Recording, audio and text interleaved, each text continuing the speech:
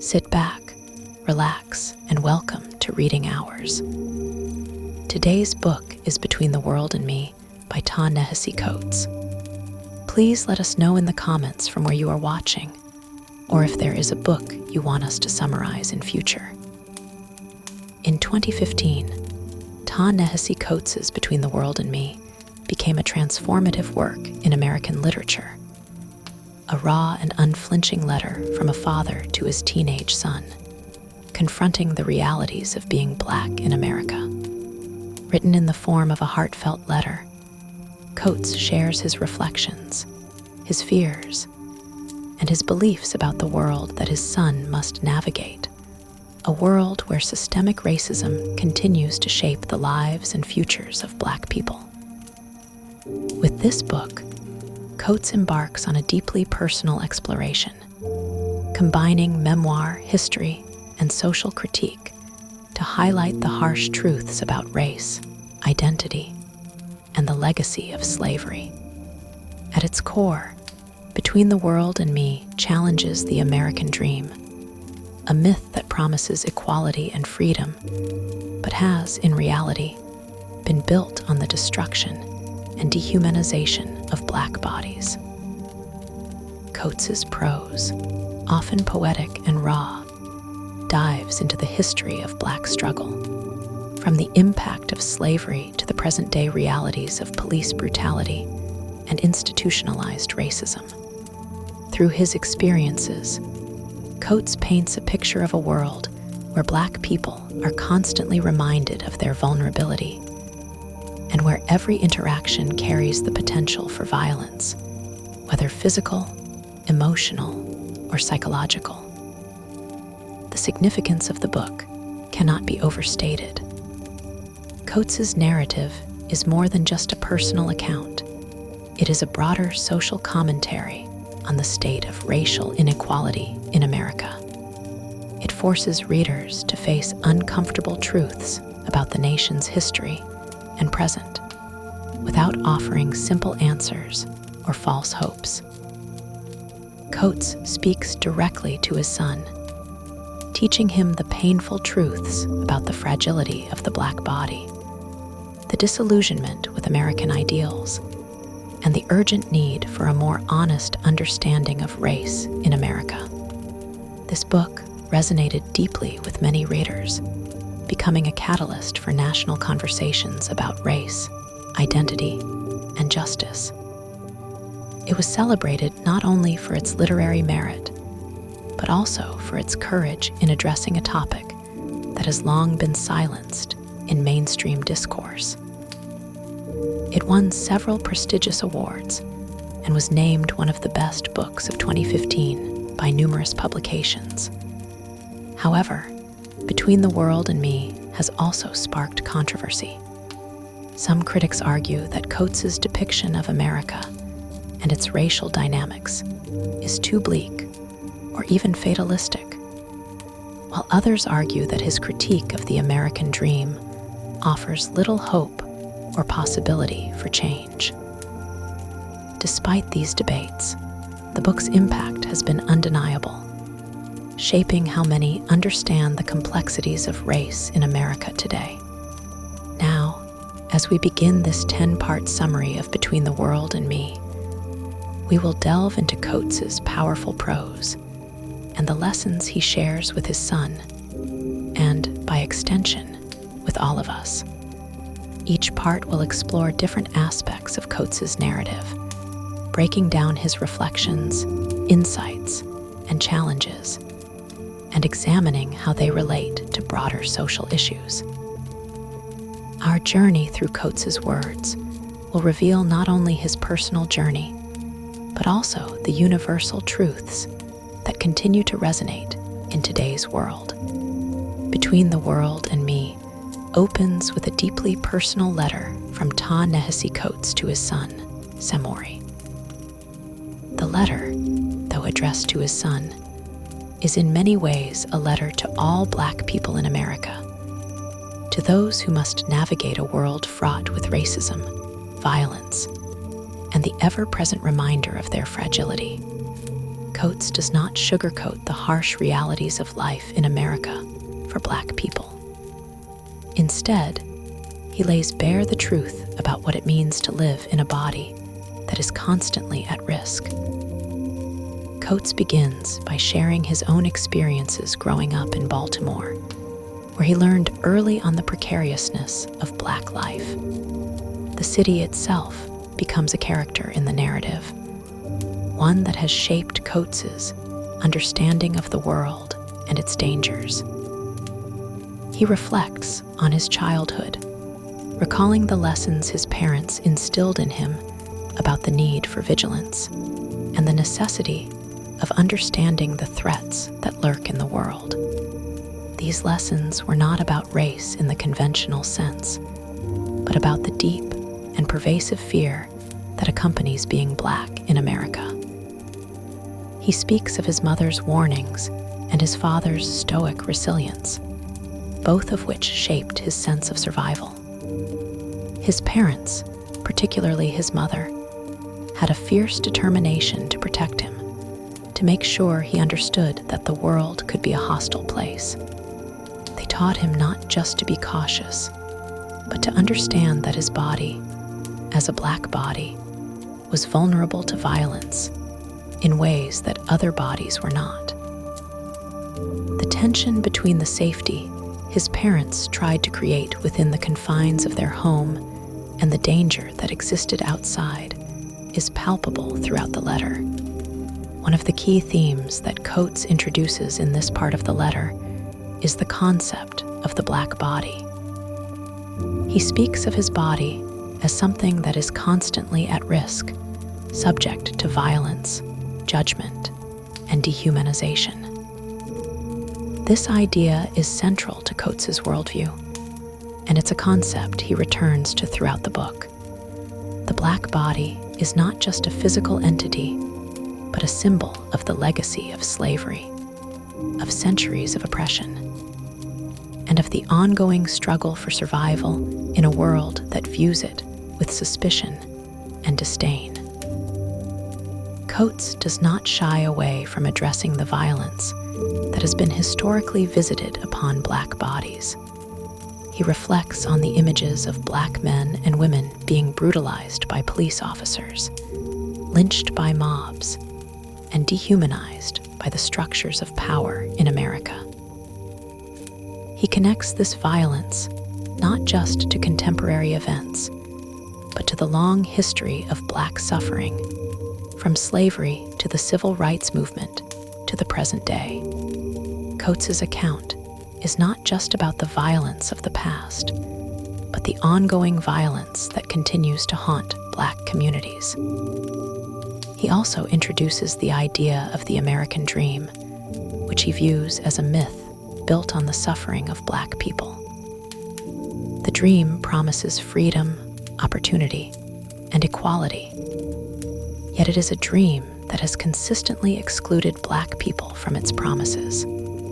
For Coates, the American dream is a dream built on a lie, the lie that America is a land of equal opportunity for all, when, in reality, it has always been a nation that devalues Black lives. This is where Coates's reflections turn from personal to political, as he begins to question the very foundations of the country in which he lives. He cannot accept the notion of an America that is free and equal when it has so consistently failed to live up to its promises, particularly to Black people. Throughout this part of the letter, Coates wrestles with his desire to protect his son and to prepare him for the realities of the world he will inherit. As a father, Coates is acutely aware of the need to equip Samori with the tools to survive in a world that is inherently dangerous for Black people. Yet, he also grapples with the difficulty of conveying these harsh truths to his son without robbing him of hope. Coates's desire to shield Samori from the weight of this knowledge is palpable, but he knows that to do so would be a betrayal of the very survival that has been passed down through generations. letter is not just an account of Coates's own experiences, but an invitation to his son to understand the world from his perspective, a world where the Black body is never fully safe, where freedom is always in question, and where the struggle for justice is ongoing. Coates encourages Samori to understand the world as it is, to confront the realities of race and violence head-on, and to reject the false comforts that American society offers. Coates's writing is poetic and visceral, drawing the reader into his experience of the world. The language he uses to describe the fear and vulnerability of being Black is raw and powerful, reflecting the emotional weight of the subject matter. His prose is both beautiful and heartbreaking, capturing the complexity of his feelings as a father, a man, and a Black person in America. In this first part of the letter, Coates sets the stage for the larger themes that will unfold throughout the book. He begins to lay bare the ways in which race shapes every aspect of his life, from his childhood in Baltimore to his adult life as a father. He also introduces the central dilemma of the book: how to reconcile the desire for safety and protection with the harsh realities of a world that does not offer such comforts to Black people.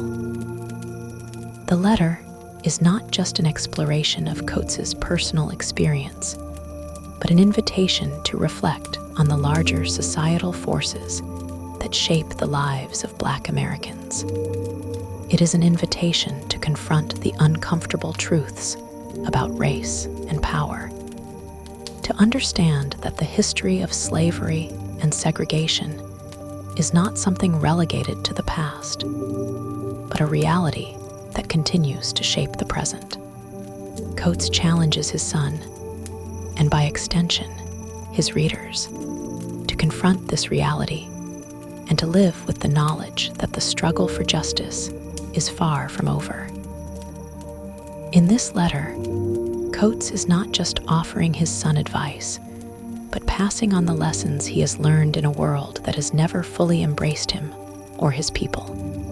It is a world that demands vigilance, resilience, and a constant awareness of the fragility of the Black body. And yet, despite the harshness of this truth, Coates's love for his son and his hope for a better future remain constant. His letter is both a warning and a gift, a way of preparing Samori for the world as it is, while also offering the possibility of change. In the continuation of his letter, Ta-Nehisi Coates reflects on the brutal reality of race in America and the role of the Black body in shaping the lives of Black people.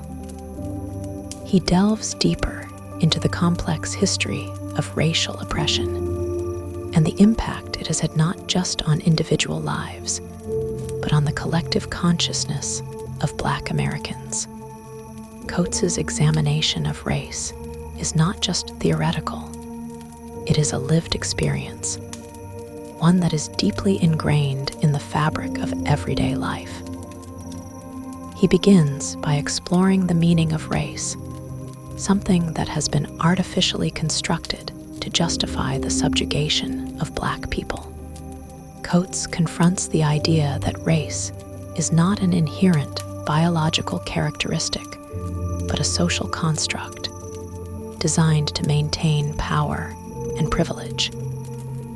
He reflects on how the very concept of race was created to reinforce the notion of white supremacy, positioning Black people as inferior and justifying their exploitation. This racial hierarchy is not just an abstract idea. It is embedded in the laws, institutions, and practices that have shaped American society for centuries. The historical context of race in America is central to Coates's argument. He recounts the legacy of slavery and how it continues to reverberate through American society. Slavery, Coates explains, was not just an economic system, but a deeply entrenched social order that sought to dehumanize Black people, to strip them of their identity, autonomy, and humanity. This dehumanization did not end with the Civil War or the abolition of slavery. It merely evolved, taking on new forms in the era of segregation, and later in the modern era of mass incarceration, police brutality, and systemic inequality. Coates draws a direct line between the past and the present, showing how the effects of slavery have shaped contemporary racial dynamics. He reflects on the way Black bodies are viewed, treated, and policed by society, and how this treatment is rooted in a history of racial violence. The Black body, for Coates, is not just a physical entity. It is a symbol of centuries of exploitation, a reminder of the violence that has been visited upon Black people for generations. The notion of the Black body being vulnerable to harm is central to the book's themes, as Coates discusses how this vulnerability has been ingrained in the consciousness of both Black and white Americans. This vulnerability, however, is not just physical, but psychological. Coates delves into the emotional toll that racism takes on Black people, the constant fear and anxiety that comes with living in a world where Black lives are so easily devalued. He speaks about the psychological scars that racism leaves on Black children, who must learn at an early age to navigate a world that views them as lesser. This constant state of alertness, of needing to protect one's body and soul, takes a profound emotional toll, one that Coates himself feels deeply as both a man and a father. He shares personal anecdotes of how he learned to live in a world that treats him with suspicion and disdain. His experiences growing up in Baltimore, where violence and racial tension were constant, inform his understanding of the world's dangers. Coates reflects on moments when he was personally threatened or witnessed violence against others, including police brutality and other forms of racial violence.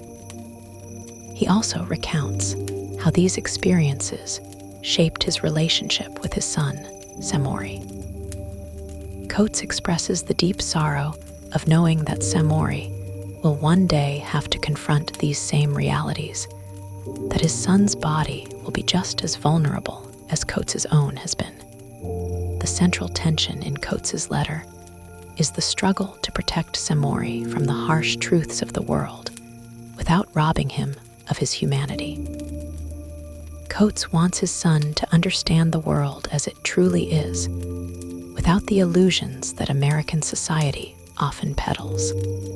He wants Samori to know the history of Black struggle and resistance, to understand that while the world is dangerous, there is also strength in the recognition of this truth.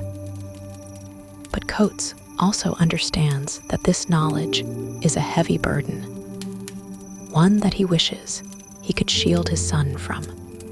One of the most poignant parts of the letter is Coates's meditation on the concept of the dream, the idealized version of American life that promises equality, freedom, and prosperity for all. For Black people, however, this dream has always been elusive, a myth that has never fully included them. Coates critiques the dream as a false narrative, one that is built on the suffering and exploitation of Black people. He explains that while white Americans have been able to live in the illusion of this dream, Black Americans have always had to contend with the reality of racial oppression. Coates acknowledges the disillusionment that comes with realizing that the American dream is not meant for Black people. He reflects on how this realization affects his own sense of identity and his understanding of his place in the world. For Coates, the dream is not just a matter of individual success or failure. It is a systemic issue that has been perpetuated by centuries of racial inequality.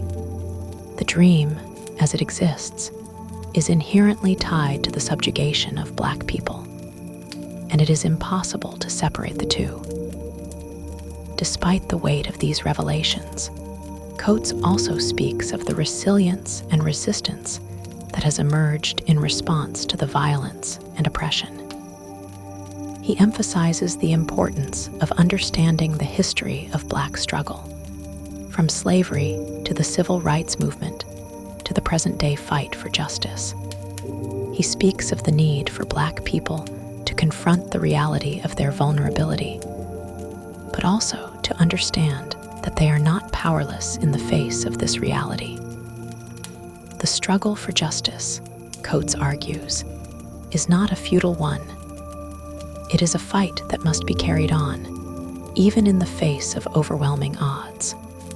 The letter is a call to action, a reminder that the struggle for equality and justice is ongoing, and that it requires both acknowledgement of the past and a commitment to the future.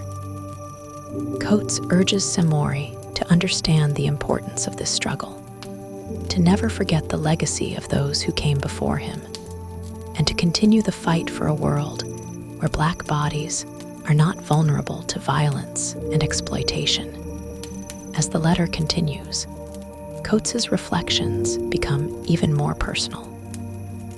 He speaks of his own fears and anxieties as a father, knowing that his son will one day have to face the harsh truths of the world.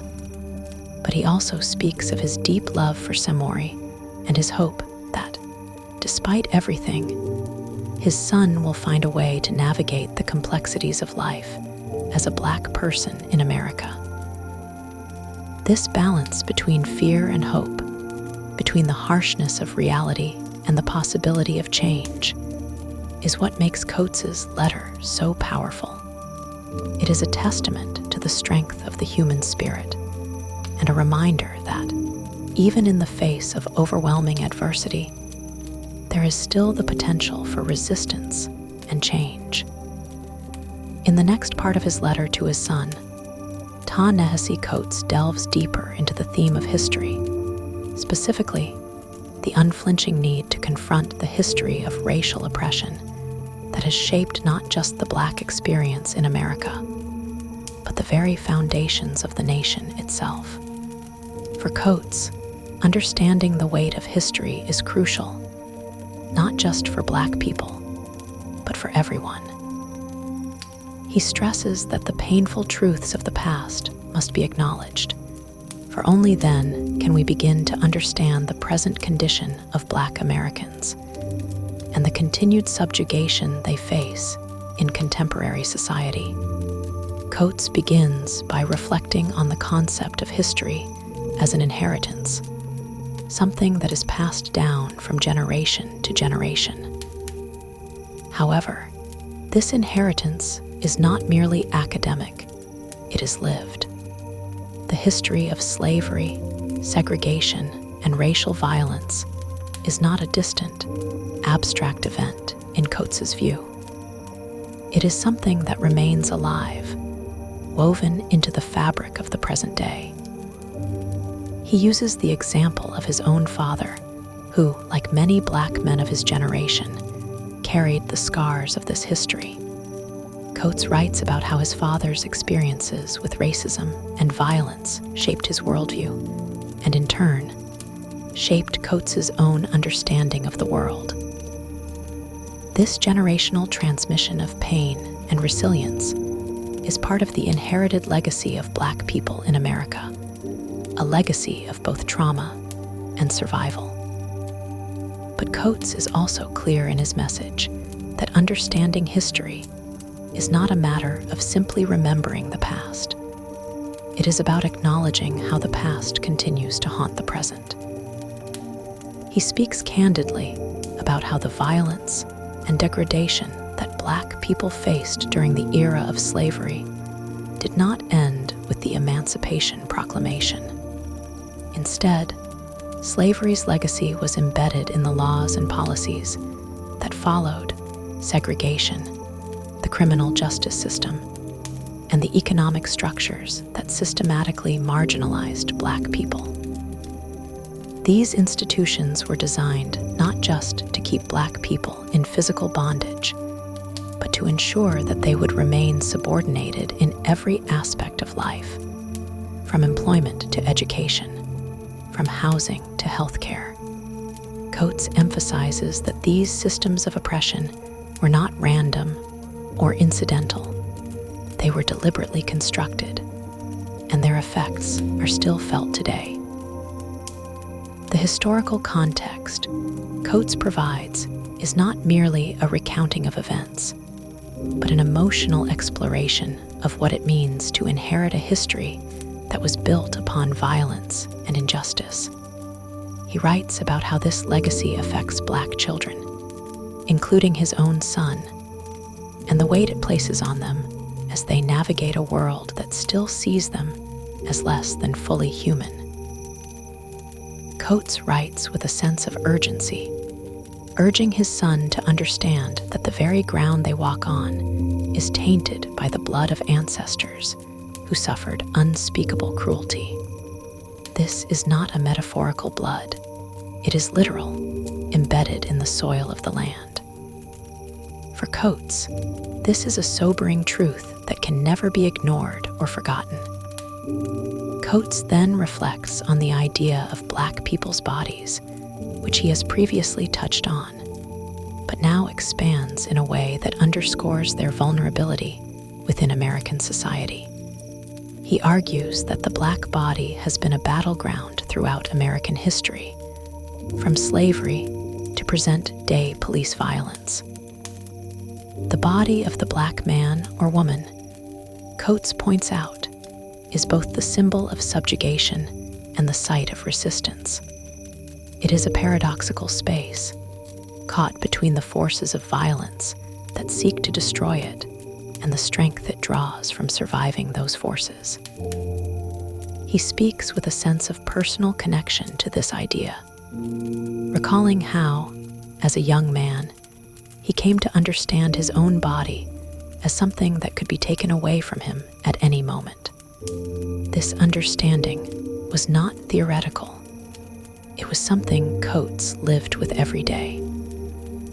The reality of the Black body's vulnerability is not just theoretical either. Coates's life, and the lives of countless others, have been marked by the constant possibility of violence. In this part of the letter, Coates shifts the focus to the ongoing systemic violence faced by Black people in contemporary America. The memory of the civil rights struggles of the past and the specter of police brutality that continues to haunt the present are two sides of the same coin.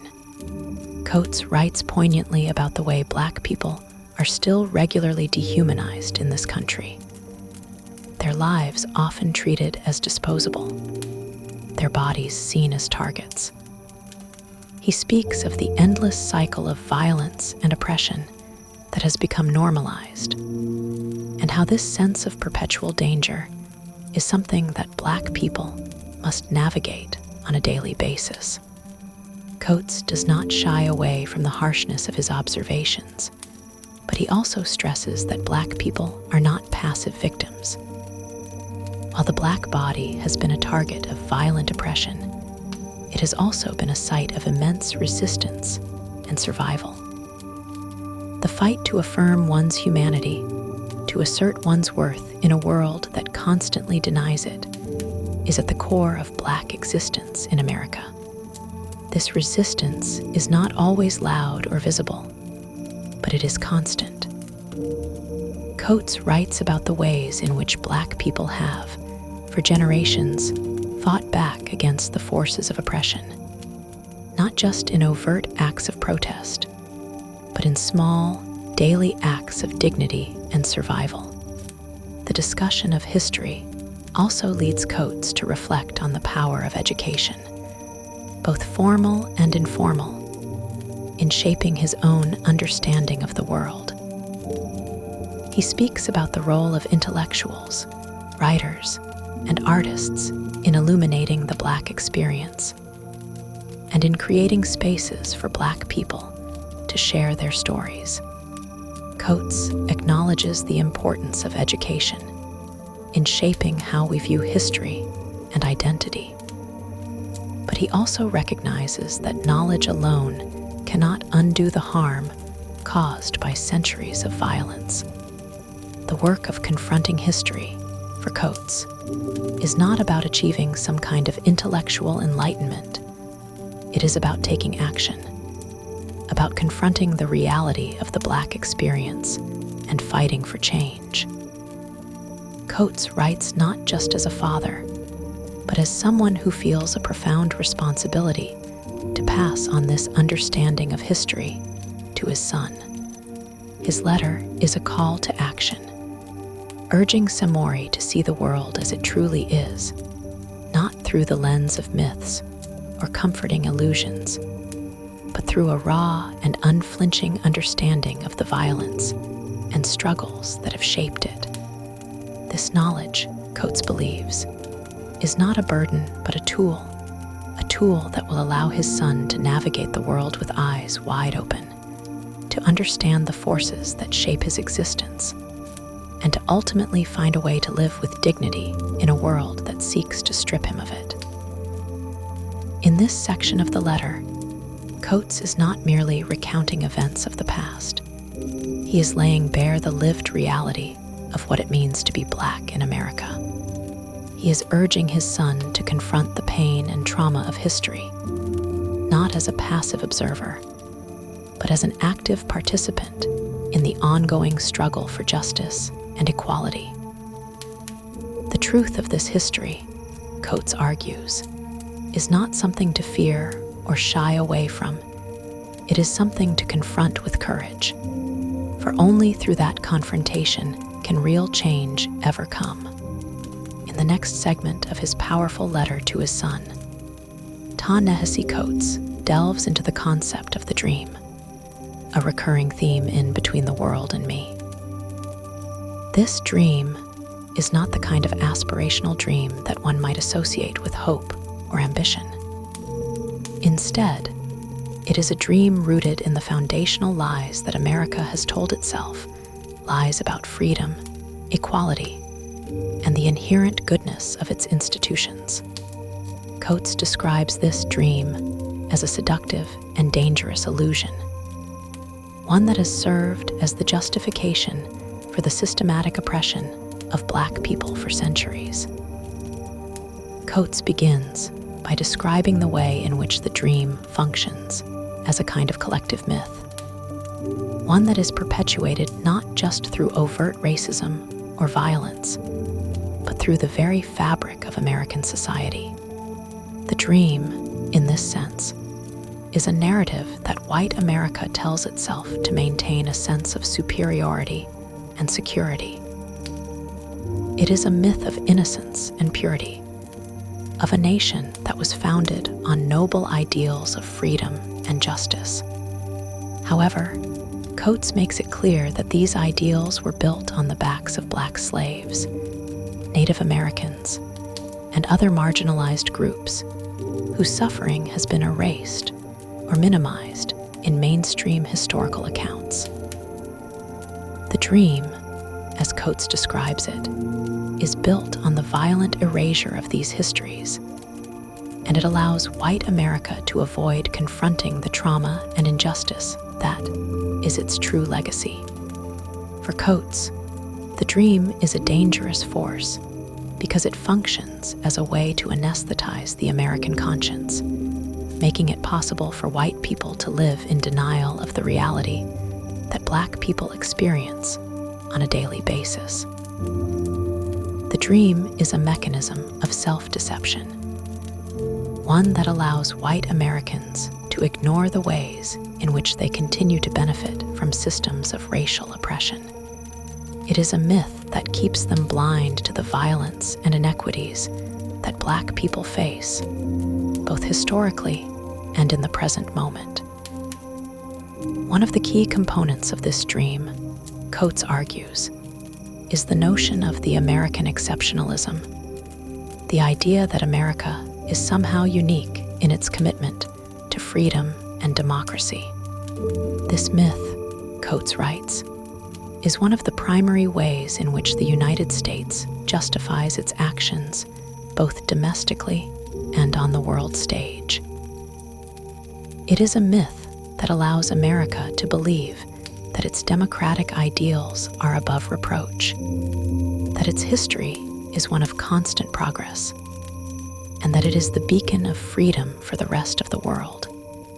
But Coates is clear that this narrative is deeply flawed and intentionally obscures the truth. The dream overlooks the fact that the foundations of American democracy were built on the exploitation of Black people and other marginalized groups. Coates goes on to explain that this dream does not only affect white Americans, it has a profound impact on Black people as well. While white people may live in the illusion of the dream, Black people are constantly reminded of its falseness. Black Americans are forced to confront the reality that the promises of freedom and equality that are central to the American identity have never been extended to them in any meaningful way. The dream, for them, is a cruel joke, a myth that tells them they too can achieve the American ideal.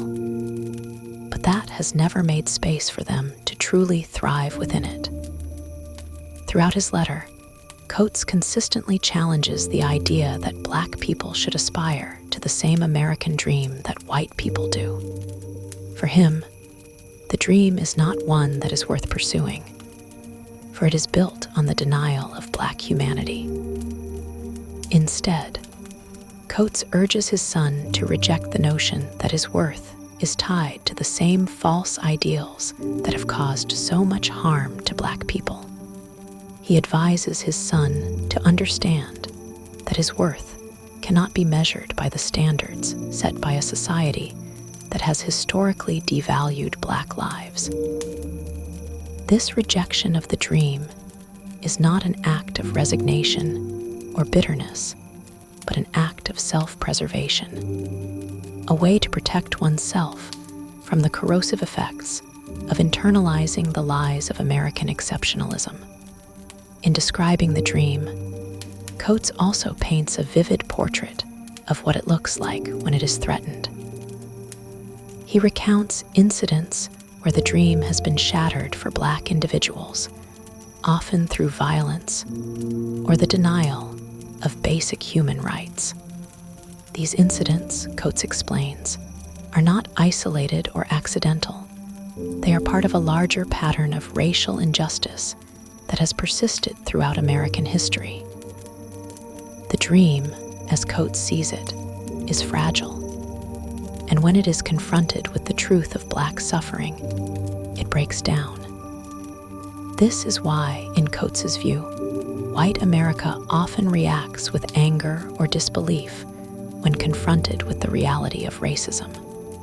The myth of the dream is so ingrained in the national consciousness that any challenge to it is met with resistance, as it threatens the very foundation of the American identity. The tension between the dream and the reality of Black life in America is perhaps most evident in the experiences of Coates's own family. He reflects on the lives of his parents and his upbringing, illustrating how they too were influenced by the dream, even as they struggled against its confines. Coates's parents were not immune to the pervasive ideologies of white supremacy that shaped American society. Despite their awareness of the dangers of racism, they still operated within a framework that, to some extent, believed in the possibility of upward mobility and integration into white society. It was only through their own painful experiences with racism that they came to understand the limitations of the dream. Coates then shifts the focus back to his son, emphasizing how important it is for him to understand that the dream is not a place he should aspire to. Instead, Coates urges his son to build his own understanding of the world, one that is grounded in the harsh realities of Black existence. He stresses that his son must learn to see beyond the dream, to confront the truth of history, and to understand the forces that shape his life. Coates does not want his son to be blinded by the same illusions that have kept white Americans in a state of denial. Instead, he wants him to embrace a more honest, more grounded reality, one in which he recognizes the brutality of the past, the limitations of the present, and the potential for resistance and survival in the future. For Coates, the rejection of the dream is an act of liberation, a way to free oneself from the illusions that have been constructed by a society that has never fully acknowledged its own failings. By rejecting the dream, Coates hopes to give his son the tools to live a life that is not defined by the false hopes and expectations that white America has set for him. Instead, he hopes his son will build a life that is grounded in truth, in resilience, and in the strength that comes from understanding the history of his people. This understanding, Coates believes, will be the foundation upon which his son can build a meaningful and empowered future. In this part of the letter, Coates challenges the reader, particularly his son, to reject the illusions of the American dream and embrace a more complex, more honest understanding of the world. He urges his son to confront the painful truths of history, to see the world as it is, and to build a life that is not shackled by the myth of the dream. For Coates, this rejection is not a denial of hope, but rather a way to create a new, more authentic vision for the future. As Coates continues his deeply personal letter to his son, he brings into sharper focus the critical importance of self-awareness, bodily autonomy, and the constant threat of violence that Black bodies face in America.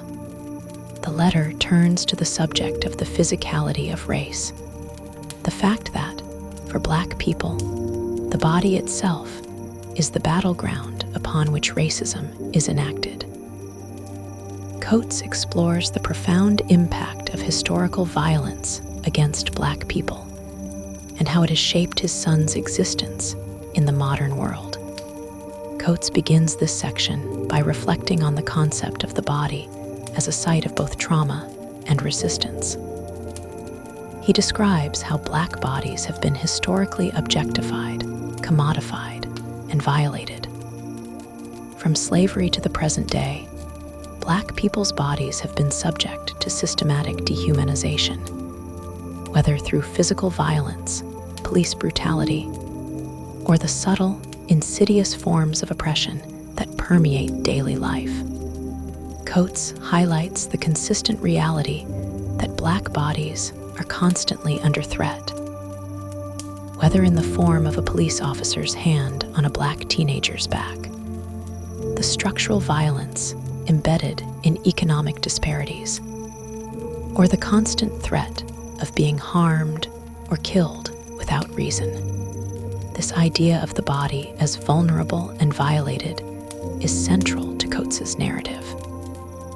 His reflections on his own experiences serve as a poignant reminder that the Black body is often viewed as expendable in American society. His tone, somber and resigned, underscores that the violence directed at Black bodies is not an anomaly, but a foundational aspect of American history. Coates draws upon his own personal history of experiencing violence, from schoolyard bullying to the more systemic racial violence that defines Black life in America. In one of the most powerful segments of the letter, Coates recounts his encounter with police officers who stop him for a routine check. Though they have no real reason for suspicion, the fear he experiences is not rooted in the specific interaction itself, but in the centuries-old legacy of seeing Black bodies criminalized on sight. This incident, as Coates articulates, serves as a stark reminder that for Black individuals, simple daily actions are fraught with the ever-present possibility of violent retaliation. Coates underscores that violence is not only enacted physically, but also psychologically. He writes about the psychological toll of living in a world where your body is constantly at risk. This anxiety permeates every part of Black life, whether it's walking down the street or driving in a car. He writes about how, as a parent, he has always lived with the fear that something will happen to his son simply because of the color of his skin. The fear is not abstract. It is deeply personal and palpable because, as Coates asserts, the stakes are life and death. This fear is born out of a history where Black people's lives have been so regularly dismissed or taken that to live in America as a Black person is to live in a state of constant vigilance and survival. As Coates addresses his son, he emphasizes that there is no real refuge from the violence of racism. The home, which is often seen as a sanctuary from the harshness of the outside world, is not exempt from this threat. Coates reflects on his own childhood, how his parents, while loving and protective, could not shield him from the reality of the world he lived in. The history of violence and injustice that has shaped his son's life is not something that can be ignored or outrun. His letter conveys the painful truth that no matter how much a Black person may wish to be safe or shielded from the violence of the world, this is not a luxury they are afforded. Coates highlights the ways in which Black people are conditioned to expect, prepare for, and navigate this violence from a young age.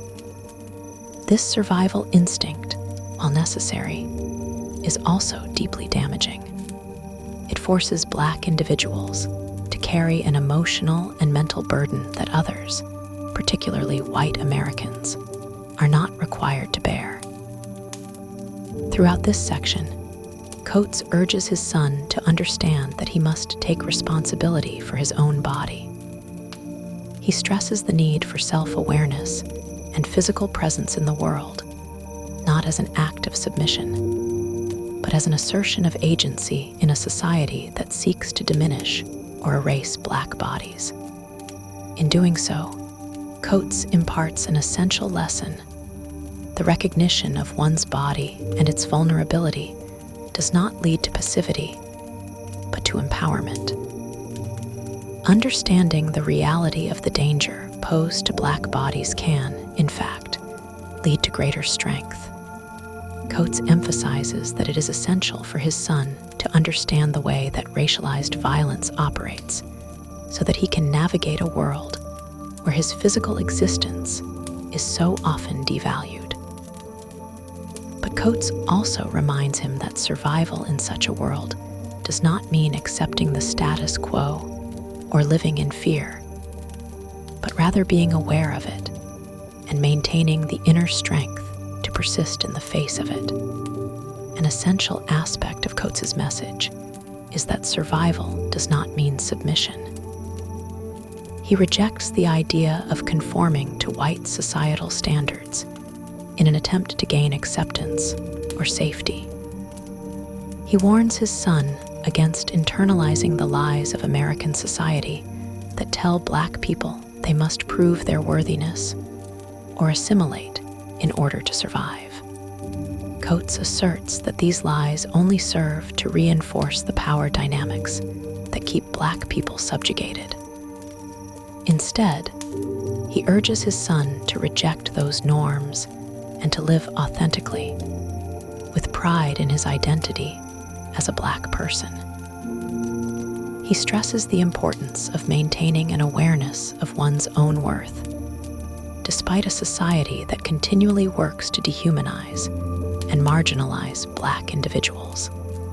The letter takes on a profoundly intimate and personal tone as Coates reveals the intense love he has for his son. His desire to protect him from the world's cruelties is evident, but Coates also understands that the reality of being Black in America means that protection is not always possible.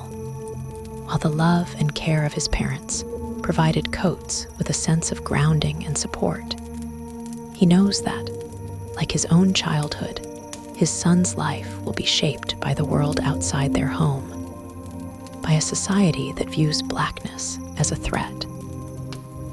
Coates writes with the understanding that his son will one day have to confront the world on his own, without the shield of childhood innocence. Ultimately, Coates's reflection on violence and the body emphasizes a deep, painful truth.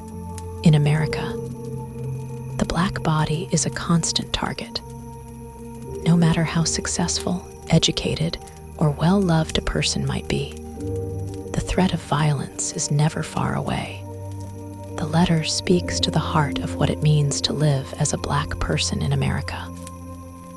A constant negotiation between survival, resistance, and the deep, abiding sense of injustice that permeates every interaction, every encounter, and every experience in the world.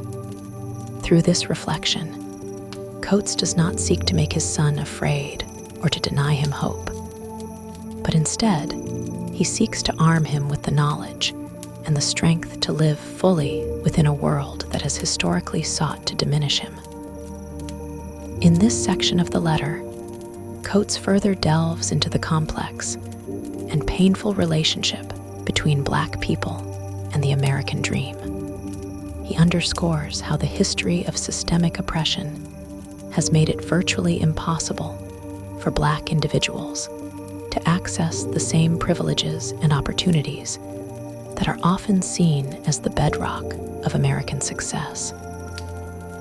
This is not a mere matter of individual failure or effort, but is rooted in the structural and historical forces that have shaped the country since its inception. Coates expresses his disillusionment with the idea of the American dream, particularly for Black people, and the ways in which this ideal has been distorted to serve a mythic narrative that excludes them. Coates paints a bleak picture of the American system, one that was designed to sustain racial inequality and maintain the social and economic advantages of white people at the expense of Black lives. This system, Coates argues, is not simply an accidental byproduct of history, but rather a deeply entrenched structure that was built with the explicit purpose of exploiting Black bodies. He reminds his son that the American dream, as it is commonly portrayed, is often a dream of white supremacy, a myth that glosses over the bloodshed and subjugation that have made it possible for white Americans to thrive. Coates's criticism is pointed. The myth of the American dream relies on the erasure of the Black experience and the suffering that has been inflicted upon Black people for generations. As Coates writes to his son, he encourages him to understand that the American dream has never been accessible to Black people. He stresses that the very foundations of the dream are built on the theft of Black lives, labor, and freedom. From slavery to mass incarceration, the machinery of American power has been designed to extract value from Black people while denying them the right to fully participate in the promises of democracy. Coates reflects on the ways that Black people have been left out of the narratives of progress and prosperity that are often presented as universal truths. He argues that the American story is not the triumphant tale of freedom and opportunity that it is often portrayed to be, but a story of violence and exclusion. In describing the history of systemic oppression, Coates draws attention to the fact that, despite the passing of time and the promise of progress, the realities of racism remain pervasive and unchanged. He highlights the fact that while slavery was formally abolished, Black people have continued to face economic, political, and social barriers that have kept them from achieving true equality. Coates focuses particularly on the modern legacy of slavery in the form of mass incarceration and the criminal justice system. He discusses how Black people, particularly Black men, continue to be disproportionately incarcerated, and how the prison industrial complex functions as a modern-day extension of the same racialized power structures that defined the era of slavery. In this way, Coates suggests that the dream of freedom and equality has remained out of reach for Black Americans, even long after the abolition of slavery. Coates is also deeply critical of the ways that Black people are often encouraged to internalize the myth of the American dream. He writes about how many Black individuals, in their desire to escape the weight of their circumstances, buy into the idea that success is achievable through hard work and perseverance alone. While he acknowledges the importance of personal effort and the agency that individuals have in shaping their own lives, Coates cautions against the false hope that the American system is one in which everyone can rise based on merit alone. This, he believes, is a dangerous illusion, one that distracts from the very real obstacles that Black people face. By promoting this myth, the country places the blame for Black poverty and disenfranchisement on the individuals who suffer from it, rather than on the systemic forces that have kept them in a perpetual state of disadvantage. This section also reflects Coates's frustration with the way that Black success is often commodified and reduced to individual achievement. He emphasizes that even when Black individuals do succeed, by excelling in their careers or attaining wealth, they are still subject to the same societal forces that devalue their lives. Their success does not shield them from the violence, discrimination, and oppression that are inherent to being Black in America. In fact, Coates points out many of these individuals, especially those in positions of power or fame, are often pressured to conform to white expectations and standards of behavior in order to maintain their place in society. Coates writes with a sense of urgency, warning his son that Black success, when it is achieved, is not a ticket to freedom. It is instead a precarious position, one that can be taken away at any moment due to the racial dynamics of the American system.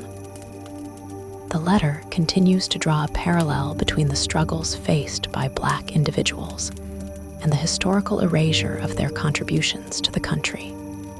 Coates suggests that while Black people have been foundational to the construction of the United States, their history has been relegated to the margins.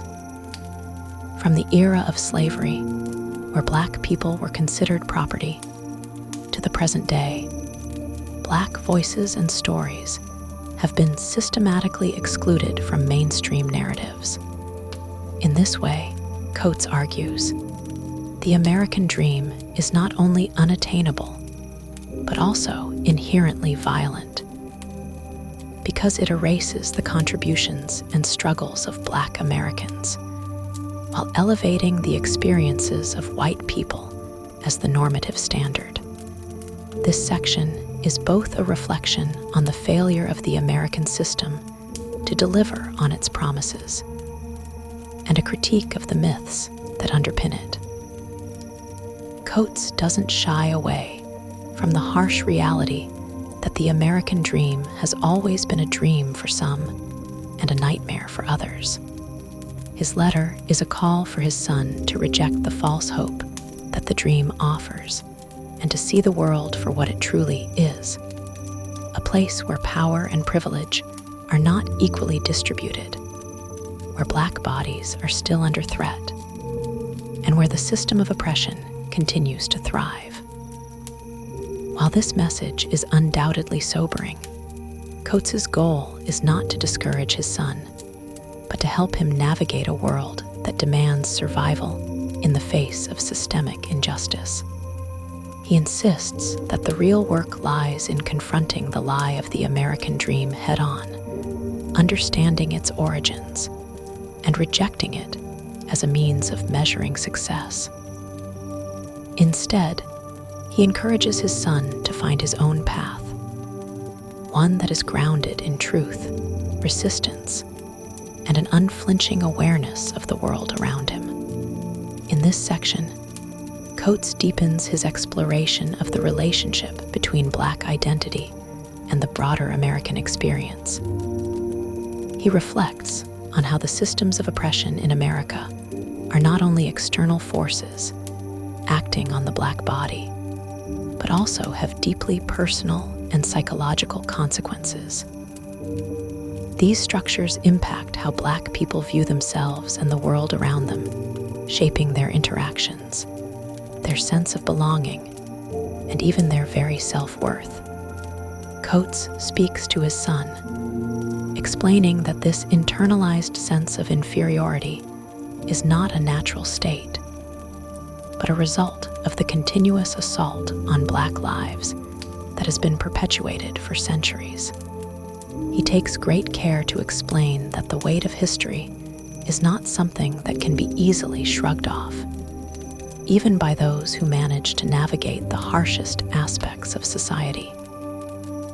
The body, Coates argues, bears the scars of centuries of subjugation, and no amount of personal success or academic achievement can entirely remove the trauma embedded in it. Coates reflects on his own experiences growing up in Baltimore and how the city's harsh realities shaped his worldview. He shares with his son that, despite his achievements as a writer, he still felt the weight of systemic racism throughout his life. This constant threat, whether physical or psychological, forms the core of the Black experience in America. Coates recounts personal anecdotes and historical examples to illustrate the ways in which the Black body has been commodified, dehumanized, and subjected to violence. From the era of slavery, where Black people were treated as property, to the modern-day violence that disproportionately affects Black men, the thread of dehumanization runs through every facet of American society. Coates points out that this dehumanization is not simply an individual act of cruelty, but a system that is sustained by institutions, laws, and cultural attitudes that continually reaffirm the inferiority of Black people. He speaks of the constant fear and anxiety that comes from knowing that one's body is always under threat, whether from police officers, the justice system, or even random acts of violence in everyday life. This is the lived reality for many Black individuals, a reality that is invisible to most white Americans who are shielded from this experience. The experience of violence, both physical and psychological, plays a central role in this section of the letter.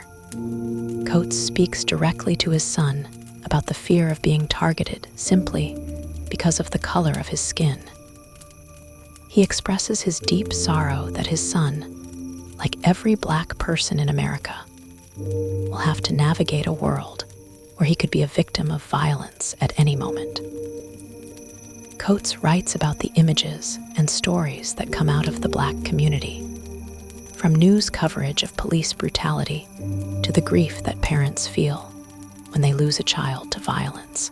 The pain is raw and unrelenting, and Coates tries to prepare his son for the difficult journey that lies ahead, one where even the mere act of existing in the wrong place at the wrong time could lead to tragedy. One of the most powerful aspects of Coates's writing in this section is his acknowledgement of the deep sense of love he feels for his son. Despite the overwhelming sorrow and fear that permeates his letter, Coates's love for his child is palpable in every word. His desire to protect his son from the harshest aspects of life is evident, yet he knows that he cannot shield him from the reality of the world. Coates struggles with this truth. He cannot protect his son from the systems of oppression that are ingrained in American society. But this love is also the driving force behind his letter, as he tries to pass on the knowledge and understanding that will allow his son to survive and hopefully, one day, thrive in a world that is so hostile. Coates also takes this moment to challenge his son's understanding of history and the stories that are often told to justify the status quo. He asks his son to reject the myths of American exceptionalism that are so often woven into the national narrative. These myths, Coates argues, have been used to maintain the status quo, to conceal the atrocities committed against Black people in the name of progress, and to create a false image of the United States as a land of freedom and opportunity for all. Coates implores his son to look beyond these myths and see the truth of the country's history, no matter how uncomfortable or painful it may be. At the same time, Coates acknowledges the possibility of resistance. Though he does not offer the hope of ultimate victory over the systems that oppress Black people, he suggests that understanding the truth of the world is itself a form of resistance. By refusing to accept the lies and myths that have been perpetuated about the American experience, Coates believes that his son and others like him can carve out a sense of agency in a world that seeks to deny them their humanity. It is not a perfect or easy solution, but it is one that Coates feels is necessary for survival. In this section, Coates's message is clear. The road ahead is fraught with pain and injustice, but through awareness and understanding, one can find a path that allows for self-determination and survival. The broader theme of survival is central to Coates's philosophy, and he continues to emphasize the importance of navigating the world with awareness of the dangers that lie in wait. For Coates, survival is not just about physical safety, it is about protecting one's mind, one's sense of identity, and one's capacity for love and joy in the face of overwhelming oppression. He encourages his son to live fully, to experience joy and beauty, but always with the understanding that the world is dangerous and that the fight for survival is ongoing. The section closes with a sense of resignation and determination. Coates's love for his son is the force that propels him to write this letter. And though he cannot offer false hope, he can offer the truth, a truth that is painful but necessary for understanding the world as it is. Coates does not offer his son a roadmap for escaping the oppression that will define his life, but he gives him the tools to navigate it with awareness, resilience, and a sense of pride in his identity. The letter is a powerful meditation on the weight of history and the ongoing struggle for Black lives in America, urging his son, and by extension, all readers, to survive, to resist, and to find strength in the face of adversity. Coates continues his reflection on the complex and painful relationship between Black Americans and the reality of their existence in a society shaped by systemic racism. This section delves deeper into the psychological and emotional toll that such an environment has on Black people, particularly in terms of their personal and collective identity. Coates speaks to his son with an honesty and vulnerability that is both poignant and brutal, acknowledging the world's tendency to diminish Black lives and the constant battle for recognition and respect in a world that so often sees them as less than human. In this section, Coates wrestles with the idea of the dream, a concept he associates with the illusions that Americans, especially white Americans, have about their country. The dream, according to Coates, is rooted in a fantasy of peace, prosperity, and progress that is achieved at the expense of Black lives.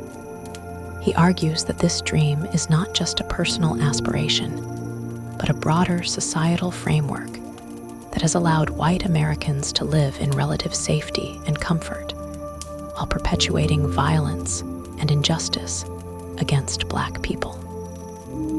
The dream is an illusion of peace and innocence that has been built on the backs of Black bodies, whose suffering is hidden beneath the surface of everyday life.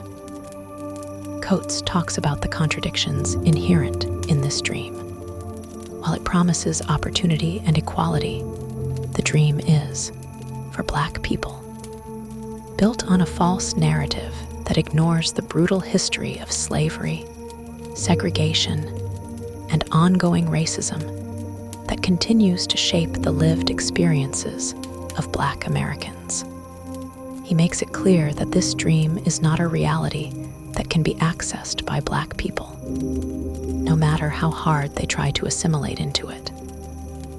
Even for those who succeed by traditional measures through wealth, education, or fame, the weight of racial violence and discrimination still looms.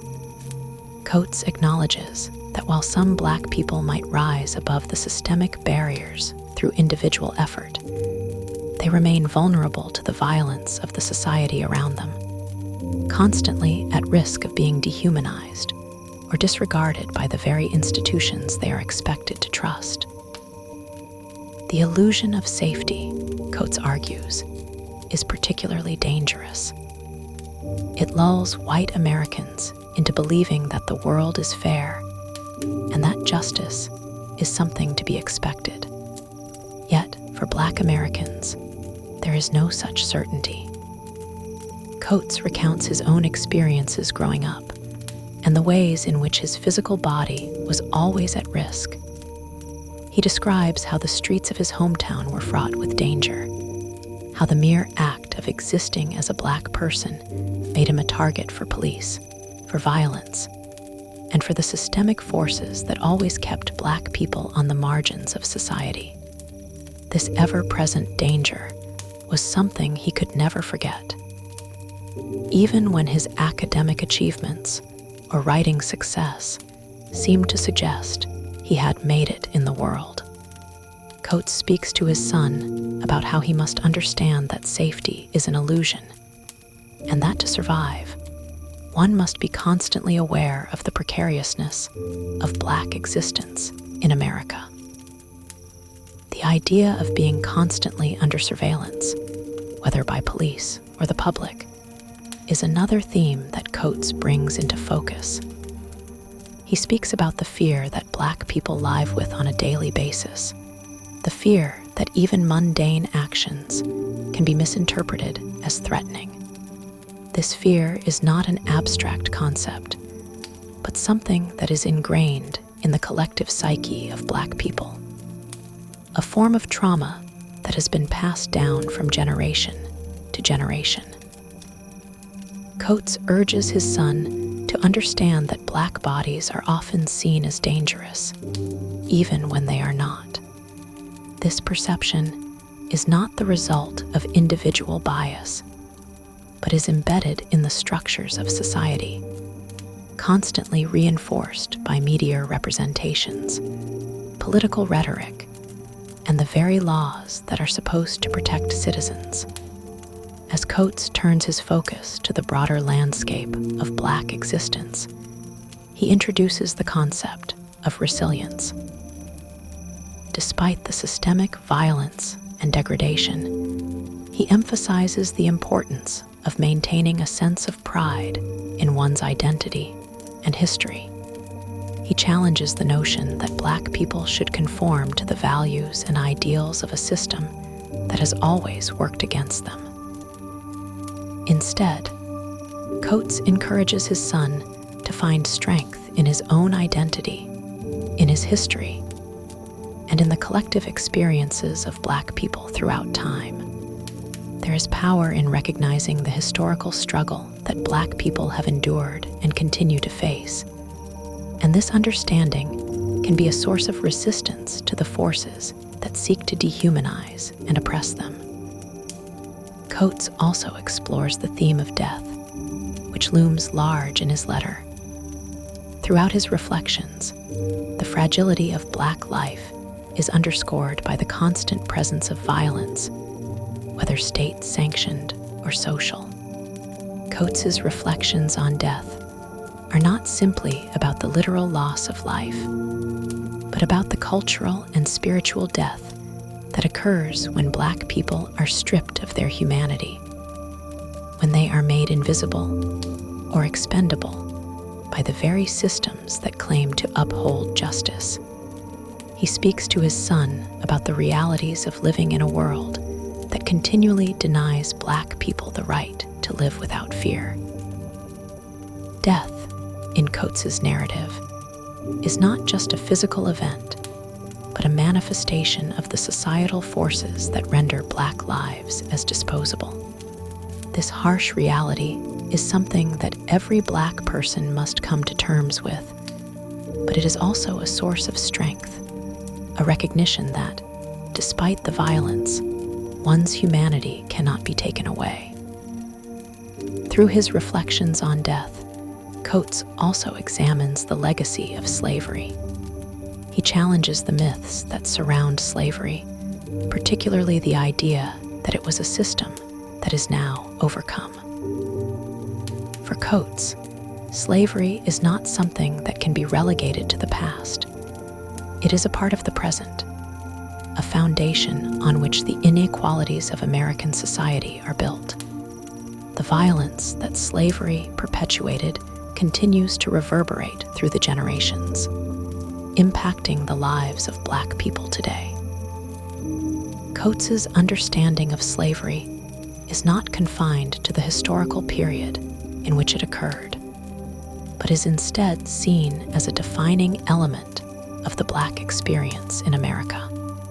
This makes his exploration of the subject particularly powerful.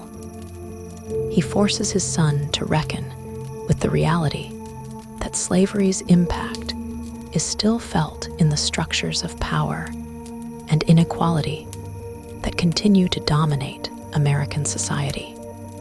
As Coates concludes this section of his letter, he returns to the theme of love, a theme that runs throughout his writing. He speaks to his son with an intensity that reflects both his love and his sorrow, his fear and his hope. The love he feels for his son is not an abstract or sentimental love, but one that is grounded in the painful reality of the world in which his son lives. This love is both a source of strength and a burden, as Coates knows that he cannot protect his son from the systemic forces that threaten him. Yet, it is also a powerful motivator. Coates's deep love for his son is what drives him to tell the truth, to lay bare the realities of the world, and to try to equip his son with the tools to navigate it with dignity and resilience. In this section, Coates emphasizes that survival, though uncertain and fraught with danger, is possible if one remains vigilant, if one resists the lies that the world tells, and if one holds on to the strength found in identity, history, and community. As Coates continues his poignant letter to his son, the exploration of race, identity, and the challenges of Black existence in America deepens, expanding into a more intimate and reflective space. Coates delves further into his own personal experience and struggles with the world that continuously devalues Black lives, all the while urging his son to confront this reality head-on.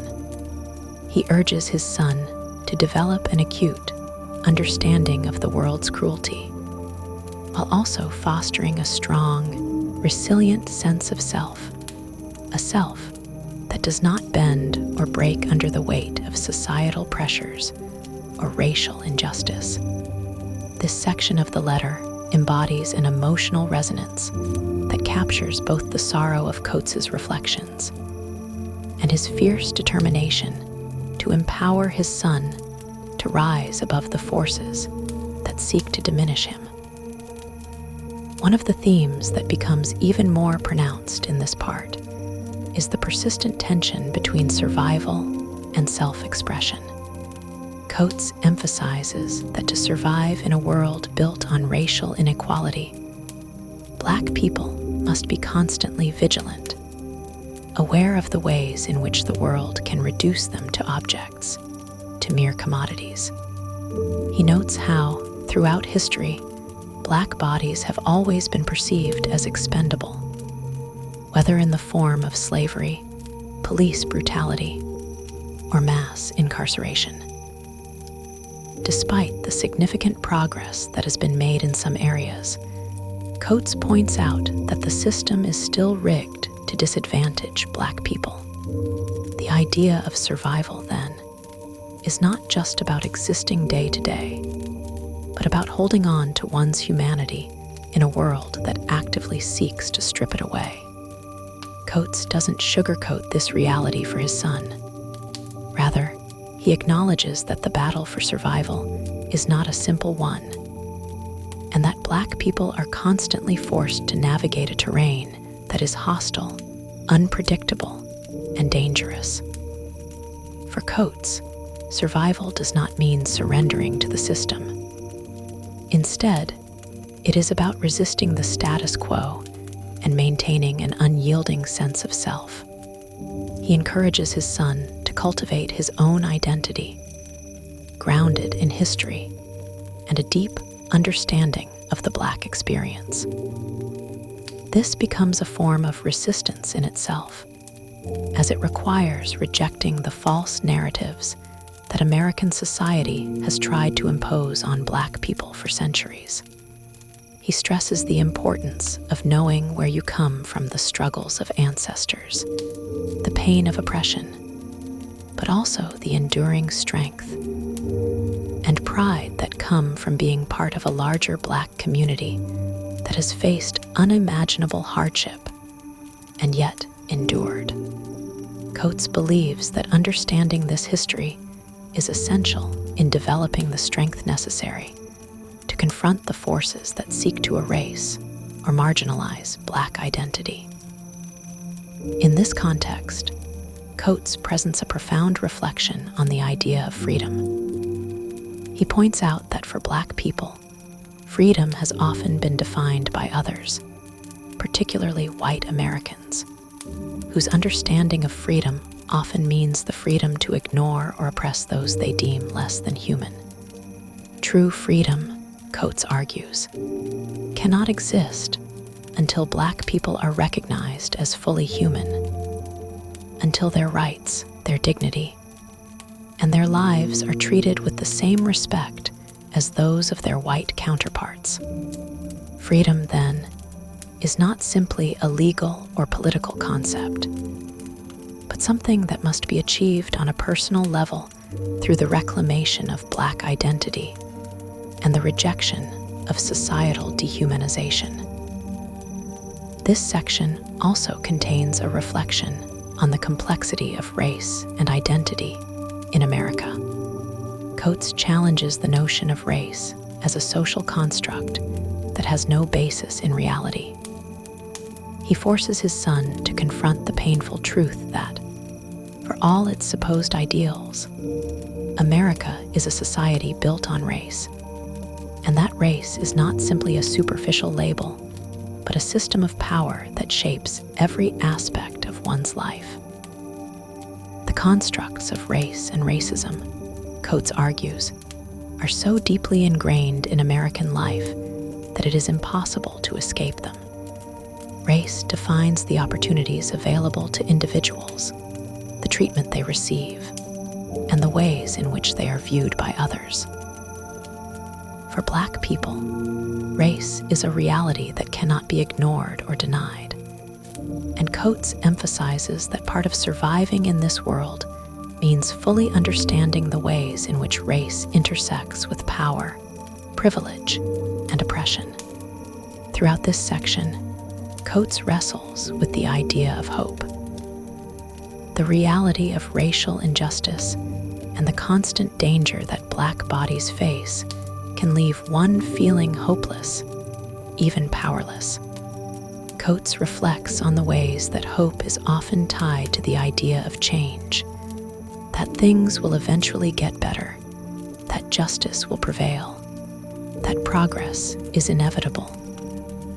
However, he acknowledges that hope, while valuable, can sometimes be a dangerous illusion. He does not want his son to fall into the trap of false hope, of believing that the world will change simply because it should. Rather, Coates wants his son to understand that change comes from struggle, from resistance, and from confronting the hard truths of the world.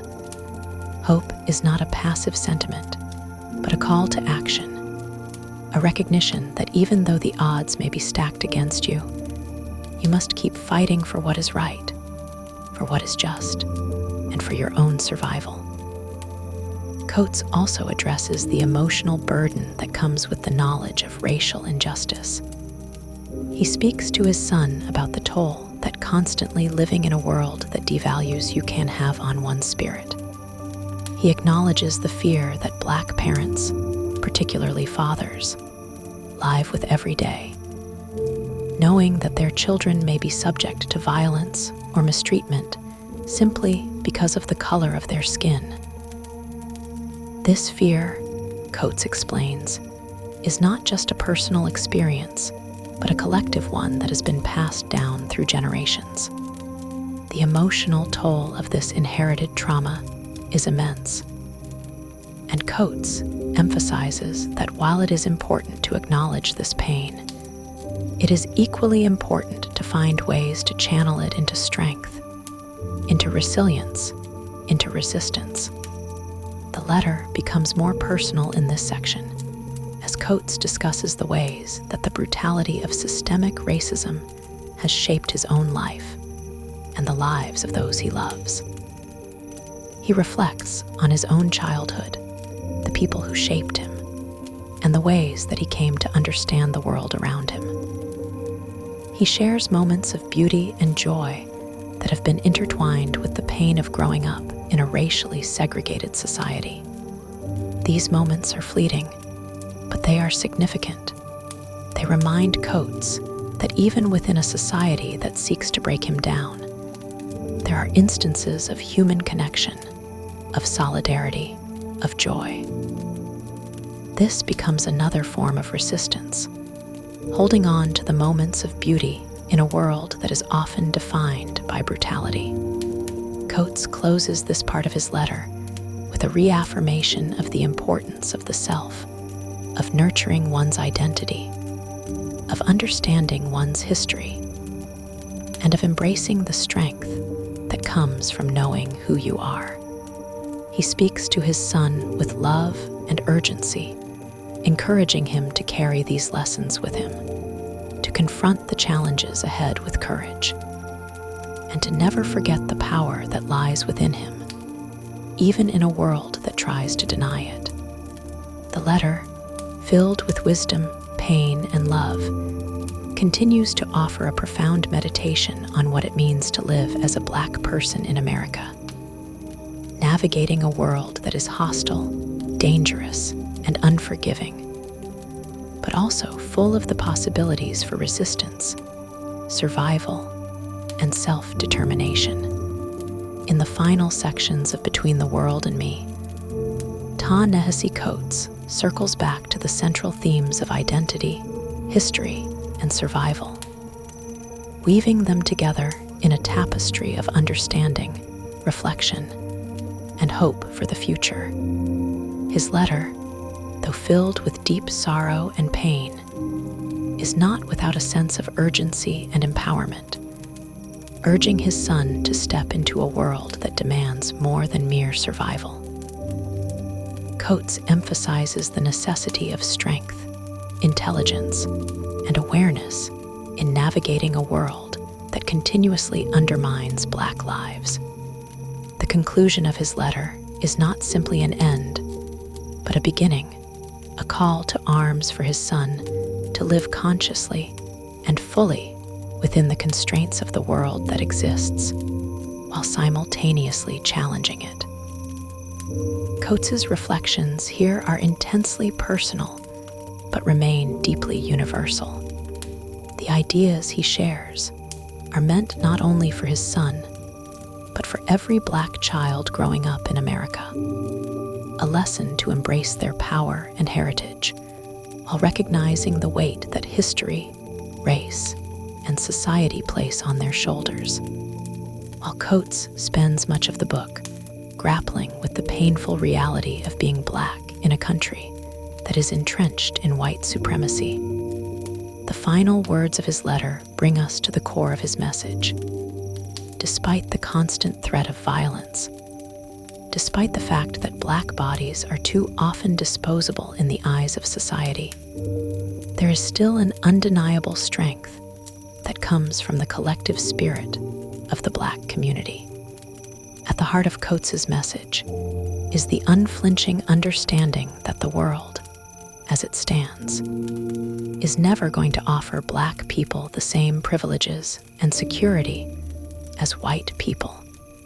The American dream for Black people is not a dream of opportunity or freedom, but one of constant negotiation, one in which the cost of entry is often the very life and soul of Black individuals. The history of Black people in America, Coates asserts, is one of endless struggle for recognition, for survival, and for justice. The moment a Black person is born into the world, they are immediately immersed in this history, and it shapes every interaction, every opportunity, and every experience they have thereafter. The stark truth is unavoidable. The history of America is the history of racial violence and oppression. And even as the country has tried to move forward, the past continues to haunt it. For Coates, this is an undeniable reality. However, despite this harsh reality, Coates also focuses on the importance of resilience and self-determination. Throughout the book, he has urged his son to understand that he must not fall into the trap of false hope or complacency, and that the pursuit of freedom, true freedom, cannot be realized through passive desires or the expectation of others' benevolence. It is a freedom that must be fought for, a freedom that requires one to confront the systems of power and injustice that seek to keep them in chains. Coates implores his son to see that the fight for freedom is not about achieving perfection or fulfillment in the traditional sense, but about creating space for oneself in a world that does not want to acknowledge one's humanity. This is where Coates's reflections on history become especially significant. He draws heavily on the stories of his ancestors, acknowledging the pain and suffering that came before him, but also their strength, their resistance, and their undeniable will to survive. In the face of unimaginable odds, slavery, violence, systemic oppression, the generations that came before him fought not just for their survival, but for a legacy of resilience. This legacy is what Coates wishes to pass on to his son, as it is not simply about surviving the world that is. It is about surviving in a way that maintains one's dignity, power, and humanity. Coates acknowledges the deep scars that come with this battle, the emotional toll of always fighting for one's worth.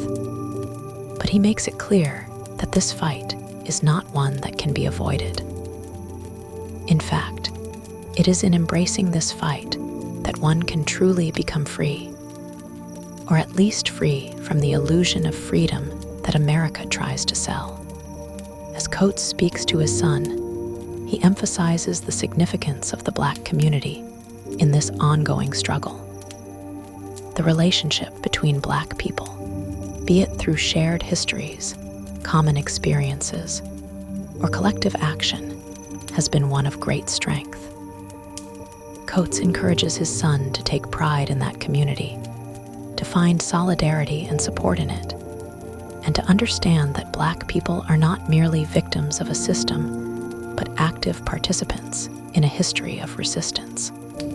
This community, though fractured by systemic racism, is bound by an indomitable spirit.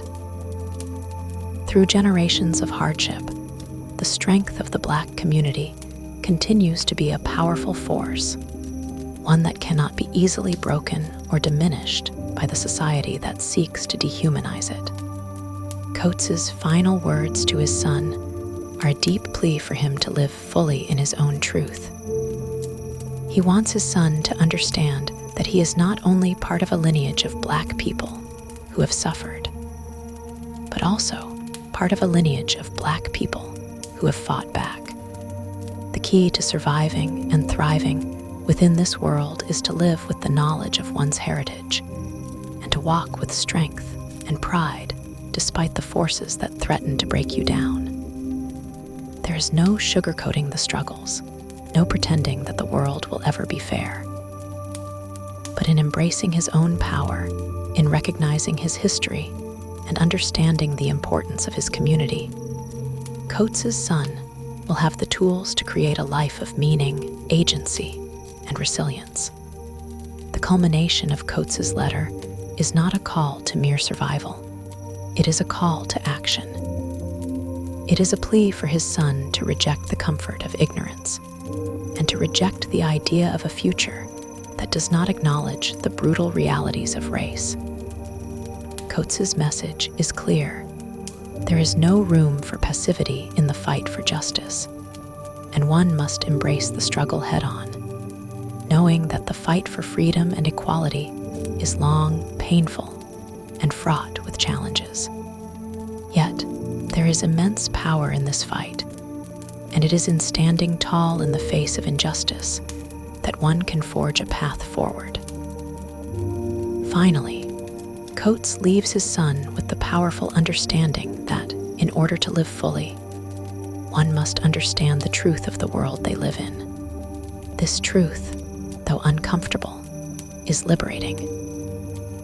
It frees the individual from the constraints of hope that lies in illusions and opens the door to true freedom, the freedom that comes from knowing who you are, knowing the world around you, and resisting the forces that wish to diminish you. In the end, Coates's letter is not just a cautionary tale or a plea for survival. It is a message of strength, resilience, and empowerment, urging his son and the reader to embrace the fight and live with integrity and power. In the final moments of Between the World and Me, Ta-Nehisi Coates' words transcend the immediate struggle for his son.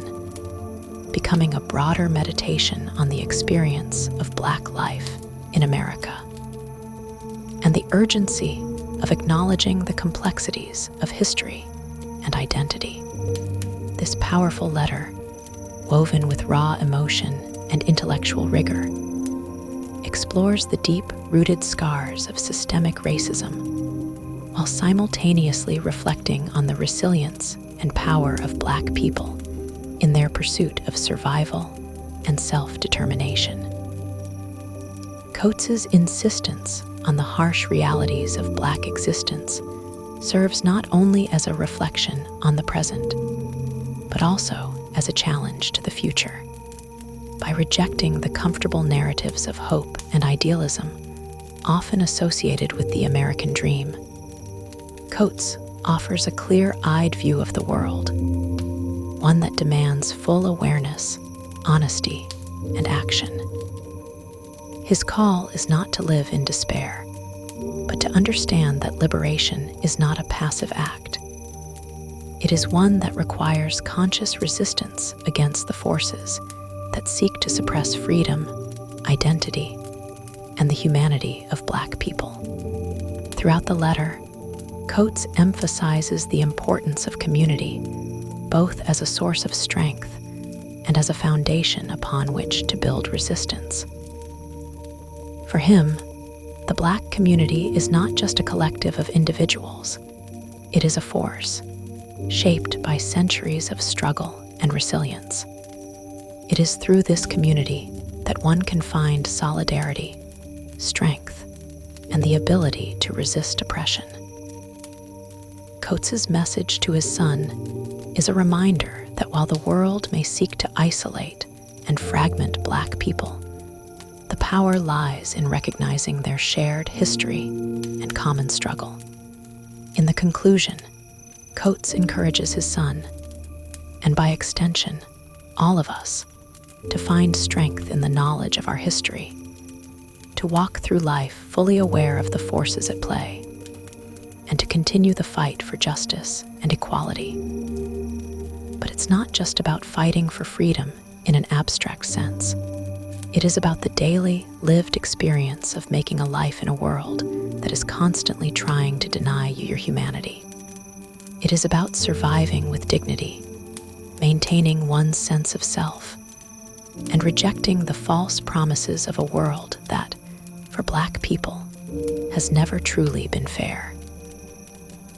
As a work, Between the World and Me offers not just a critique of America's racial dynamics, but a blueprint for how to navigate and survive them. It is a deeply personal letter, but it also functions as a universal call to action for Black individuals, encouraging them to understand the weight of history, to confront the present, and to build a future that acknowledges their full humanity.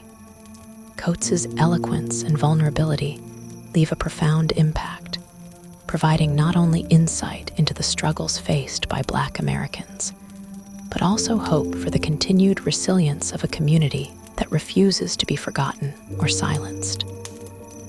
By the end of the book, Coates does not offer a clear solution or a path to easy redemption. Instead, he provides a space for reflection, one that challenges readers to confront their own beliefs about race, power, and history. In that space, the possibility of change exists, not in the form of simplistic optimism, but in the form of radical awareness, resistance, and a collective determination to shape the world in ways that acknowledge the humanity of all its people. Ultimately, Between the World and Me is not just a book about race in America. It is a book about the human experience. It is about the struggle to find meaning, dignity, and justice in a world that often seeks to erase these very qualities. And it is through understanding this struggle, embracing its weight, and resisting the forces that diminish it, that one can begin to understand the true essence of freedom.